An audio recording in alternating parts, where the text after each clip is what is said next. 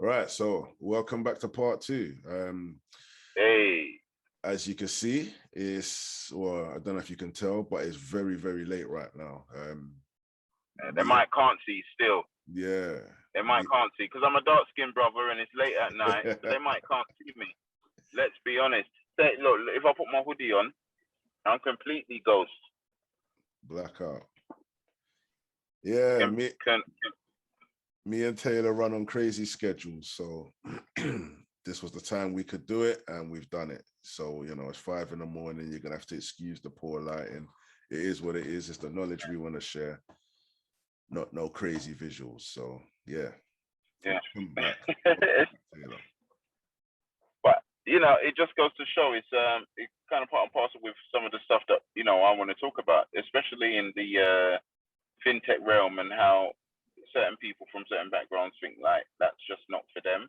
Yeah. You know what I mean? Because no one's gonna look at me straight away and think, oh, this guy, he looks like someone who's into fintech.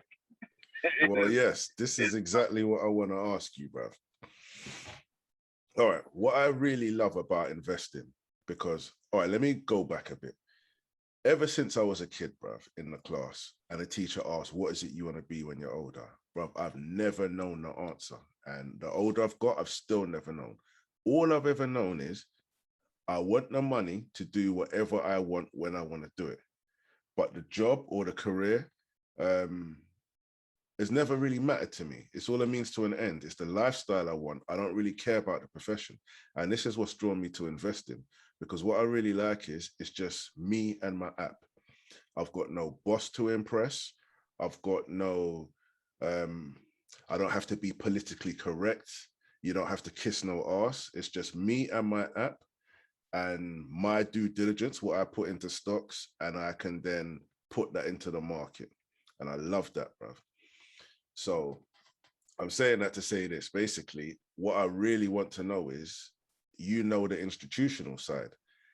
And what I really want to know is there a lot of diversity in the office? Are the same issues in society, in other workplaces? Is it the same issues in investing? Is it the old guard, the boys club kind of scenario going on? Or is everyone given an equal chance? Are people in there based on their merit? Or do you know what I mean? Yeah, absolutely right. Spot on. The old boys club. We can start from there. Yeah. Because the old boys club is exactly that now. It's very old. You know what I mean? But its roots are still there. It still has tentacles, because the old boys club are now the core, the core CEOs of companies that will be those who've descended from that very same old boys club. And it always trickles down from the top. So if you think about this time 50 years ago, there would be nobody like myself as such that would be in this type of profession. It wouldn't have been fintech, for an example. It would have been the trading floor, stuff like that. You're not getting any black brothers on the trading floor. Do you remember seeing Trading Places? That's a good that's a good one. That's a good one to look at. When you look on Eddie Murphy's Trading Places, it was interesting that they kind of let that one go, because it's funny, because it in one way, yeah, you might think that, okay, so it's showing a black person doing well on the trading floor. Yeah. Not necessarily, though, because one thing that you have to consider is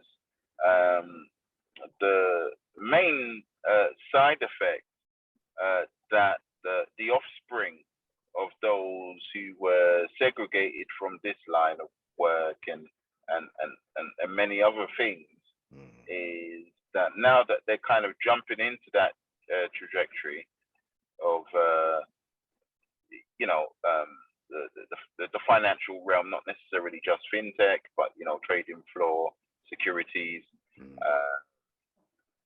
all other things. yeah, they're going to find that they're not the majority in that space. They're going to find that they're probably the first out of their family to kind of jump into that space. Yeah. And it's not surprising that, you know, imposter syndrome can linger, where even though you've got the achievements and the accolades to be there, for one reason or another, you feel like an imposter amongst the rest. And you go into these fields wearing two coats. You know, you speak of these corporate black people who say that, you know, that their two coats is they've got like a corporate coat for when they're, you know, dealing with work aspects and corporate, and then they have their at home coat, which is probably a more flexible jacket. You understand? Yes.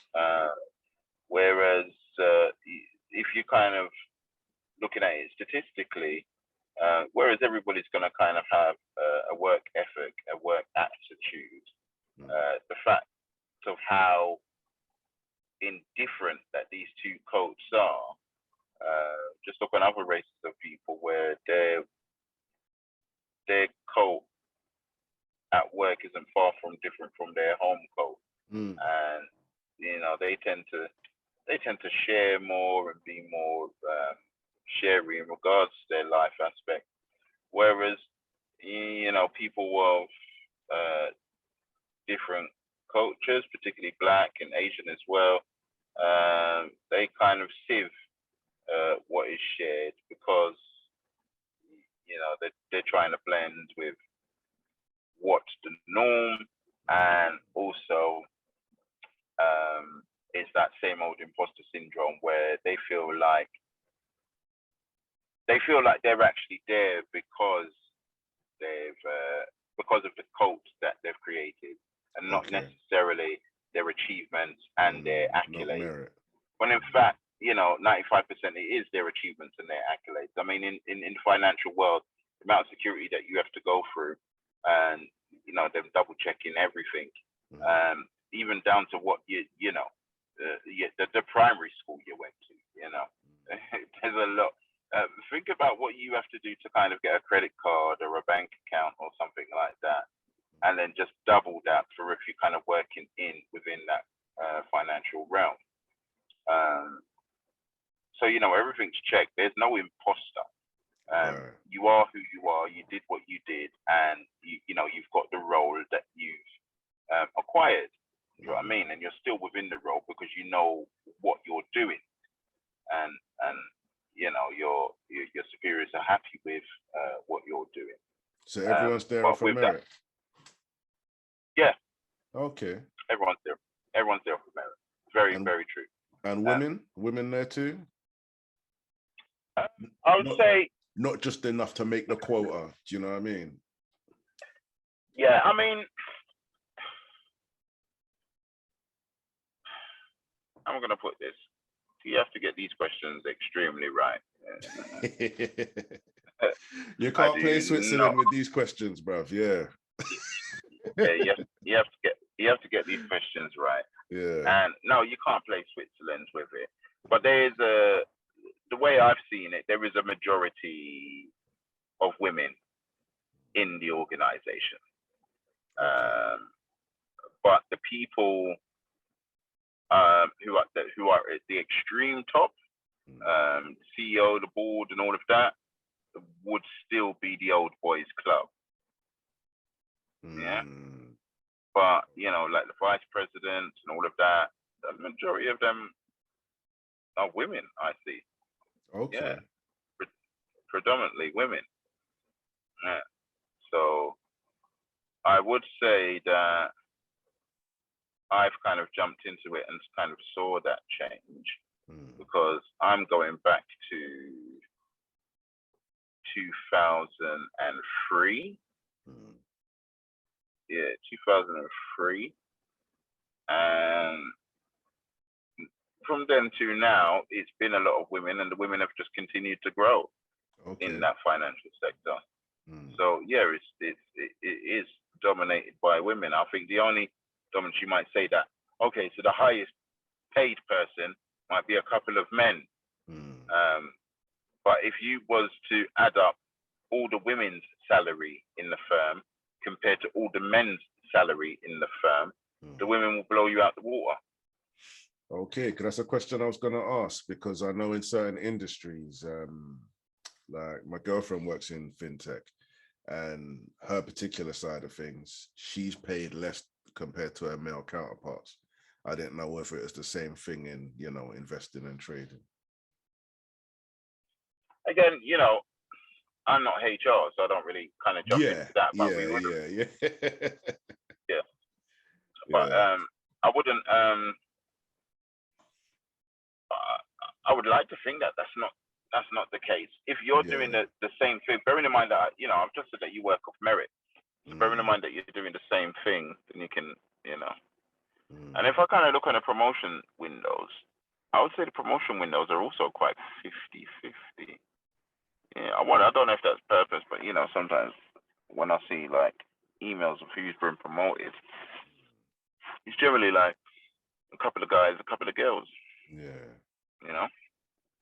So, yeah, I don't know if it's a case of, you know, the sexism's not there. I don't know about that. I don't know if the sexism's not there. Do you know what I mean? Because obviously there's still the old boys club, so the people at the extreme top, you know, are still the men rather than the women. But a lot of the managers are female. Well, that's refreshing to hear, fam, because, you know, as what would they call us, retail investors, I've got no clue of what goes on that side of things. Because like I said, it's just me and my app, and that's all I need to be concerned about. And in that side of things, man, woman, race, whatever, we're just all equal. Do you know what I mean? Because it's just you and your app. So based off what you're saying, it's refreshing to hear that, you know, on the institutional side of things that... you know, I just want to be clear that I am, you know, there's a trajectory for everything, but I'm talking like women who were born women, you know, for someone who's transcended and they've gone through that change. I don't think it would be fair to women to now kind of say, well, yeah, because we've got a few of those as well in high places who've gone through to that transcendence, but I would then not associate them with the statistics for a woman, because there was a time when they would be in that statistics for a man. So you're going to stay in that statistics for a man, because it's not fair to the actual women if now you as a man who's, you know, for one reason or another transcended. I don't even want to go into all of that. That's not our conversation today. But you've transcended into a woman. So now that you've done that, it's not for us to use your statistic in the woman perspective. I don't think that would be fair, particularly to the young women coming up, to make it look like, oh, well, women are doing all right. And then that's not the case. It's only because men are transcending into women and still carrying their pay packet with them. That wouldn't be fair to women. So, yeah, I just wanted to bear that in mind. Because, you know, you get all of that. You know, you get a lot of the people in that realm. You get a lot of homosexual men in high positions in that role as well. So yeah, it is based, but it is all again based on merit.